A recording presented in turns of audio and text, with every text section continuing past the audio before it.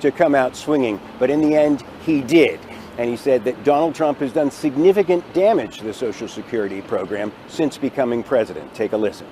Fewer than 100 days, this new administration has done so much damage and so much destruction. It's kind of breathtaking it could happen that soon. They've taken a hatchet to the Social Security Administration, pushing an additional 7,000 employees. 7,000. Following Joe Biden's recent public appearance, his first since leaving the presidency, the American political scene has once again become a battleground of sharp rhetoric between the former president and his successor, Donald Trump. Yet a closer look reveals that Biden's familiar narrative no longer resonates with the electorate or the broader political establishment.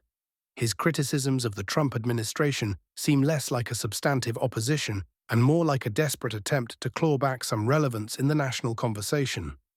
Speaking to a group of disability advocates in Chicago, Biden condemned the current administration's approach to social welfare, accusing it of dismantling essential structures.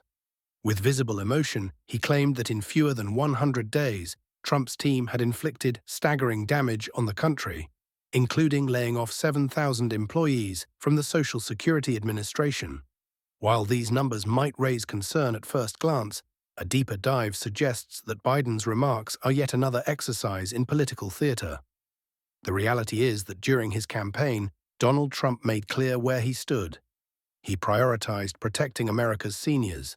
He repeatedly vowed to safeguard Social Security benefits and even proposed eliminating taxes on those payments, a move that would directly improve the financial well-being of millions of retirees.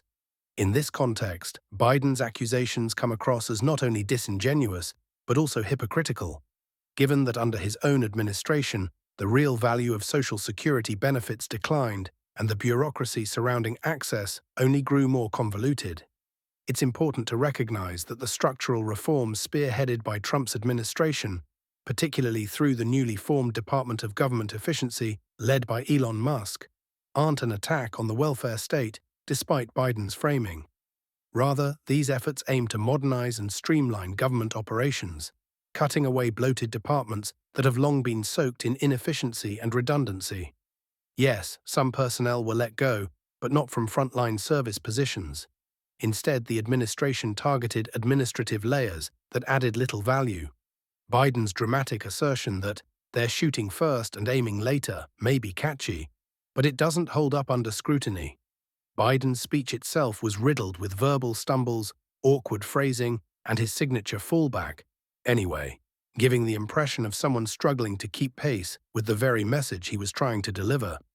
Trump, unsurprisingly, seized the moment by sharing clips of Biden's rambling moments online, which naturally raises a question.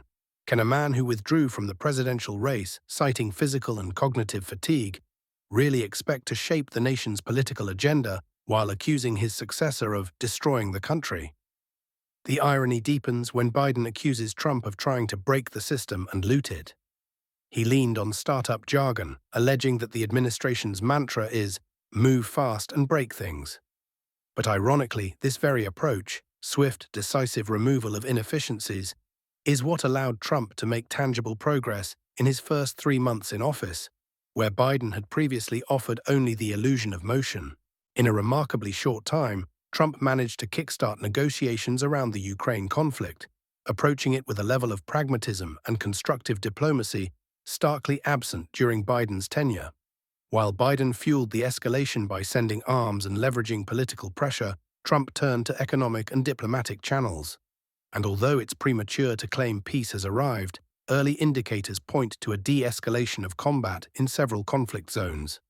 The mere initiation of dialogue is, in itself, a significant accomplishment.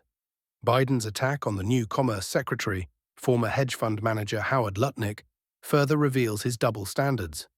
Lutnick's offhand remark about fraudsters complaining about missing checks, but not their mother-in-law, drew a sharp rebuke from Biden. Yet this outrage seems selective. After all, it was Biden who signed executive orders during his presidency that worsened the situation for millions of low-income families, many of whom he now claims to champion. Nowhere is Biden's duplicity more apparent than in foreign policy. While he publicly championed democratic values and standing with allies, his administration's actual moves frequently led to greater instability. The botched withdrawal from Afghanistan, souring ties with China, and mounting tensions in Eastern Europe all speak to a presidency that favored force over diplomacy, often with disastrous consequences. Where Biden leans on sentimentality and the nostalgia of older generations, Trump doubles down on action and results.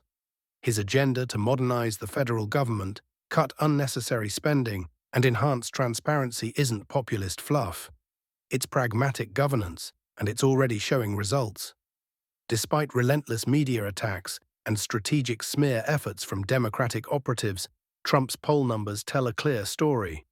He's winning back voter trust by sticking to his promises and delivering on them. It's increasingly obvious that Democrats are struggling to maintain public interest. Biden's much-publicized speech drew only about 200 attendees, many of whom appeared disengaged or skeptical. In stark contrast to Trump's energized political movement, Biden's appearance felt more like a reluctant curtain call than a rallying cry for the future. Instead of constructive dialogue, Biden continues to offer criticism. Instead of strategy, he relies on emotion. His return to the political arena reeks of lingering resentment over his loss rather than a genuine desire to lead.